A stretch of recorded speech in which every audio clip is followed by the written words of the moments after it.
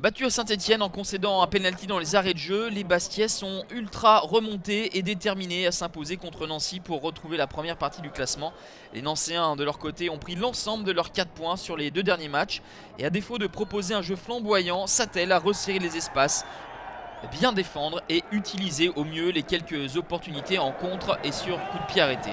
Cette rencontre ne va guère être attrayante, mais à la décharge des acteurs, l'état de la pelouse rendu difficilement praticable dû à un champignon ne permettant pas la pratique d'un jeu léché, difficile d'enchaîner les passes. Alors on tente de loin à l'image de cette frappe de Sadio Diallo sur laquelle Guy Roland Ndiasembe s'interpose façon volleyeur.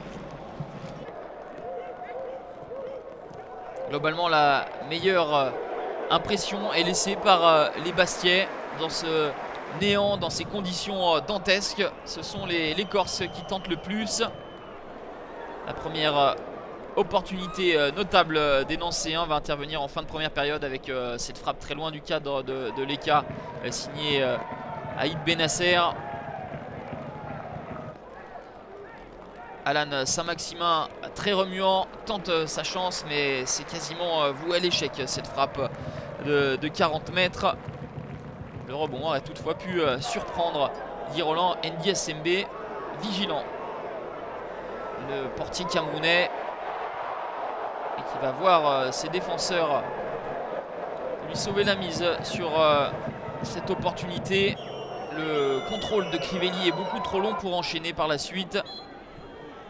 0-0 à la pause sur une aire de jeu compliquée. Les Bastiais ont eu le mérite de tenter leur chance de loin, mais sans grand danger pour Ndiasembe. Le Sporting pourra au moins se targuer d'être la seule équipe à ne pas avoir encaissé de but en première période.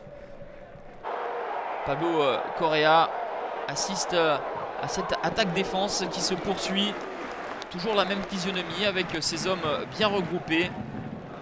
Le technicien uruguayen a opéré pas moins de 7 changements dans son 11 de départ comparé aux 11 alignés face à Nantes lors de la dernière journée. Alan Saint-Maximin dans ses œuvres, on le retrouve, l'ancien stéphanois, pour glisser à Sadio Diallo, et Guy Roland Ndiasembe doit s'employer une nouvelle fois. C'était la plus grosse parade que le gardien camerounais ait eu à effectuer.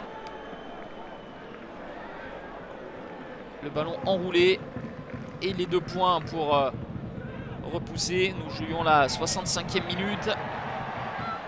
Les Nancéens ne sortent que très rarement de leur moitié de terrain et les assauts bastiais se poursuivent. Toujours pas de réussite. Alan Saint-Maximin virevoltant, combine avec Diallo notamment. Il sent, Pablo Correa, que c'est un bon résultat qui est en train de se profiler. Une tentative lointaine du milieu de terrain sur ce mauvais dégagement de Jean-Louis Leca. C'est la seule occasion de la deuxième période pour les Lorrains. On en restera là, 0-0 score final. Difficile d'espérer mieux au vu des conditions. Nancy, invaincu depuis 3 matchs, se satisfait de ce point du nul à l'extérieur. Bastia espérait sans doute mieux et reste muet depuis 2 rencontres.